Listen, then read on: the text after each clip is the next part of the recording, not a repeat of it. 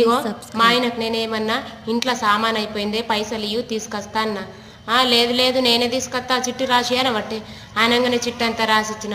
సగం సామాన్ తీసుకొచ్చిండు, ఇంకా సగం తీసుకురానలేడు. అవి ఏమైనా సగమే తీసుకొచ్చినవు, ఇంకా సగం తీసుకురాలేవన్నా.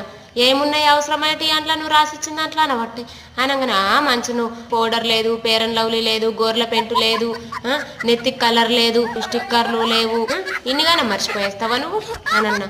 అంటే మర్చిపోలేను నేను, ఏంటికి అవసరం అని తీసుకురాలేను అనబట్టి అందుకే మనమే పోలే సామాన్కు. వాళ్ళకి రాసిచ్చినాం అనుకో వాళ్ళు దేరు. ఏంటికేం పాడు, మనం పోతాం సామాన్ కంటే నమ్మనే నమ్మరు. ఇప్పటి నుంచి చిట్టి రాసేయమంటే రాసేనే రాసేయద్దు, నడు నేను కూడా వస్తాను.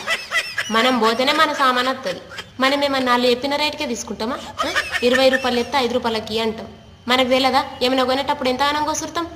మొగళ్ళు ఎట్లా ఎత్తారు, ఎంత అంటే అంత ఇస్తారు తీసుకొస్తారు. మనం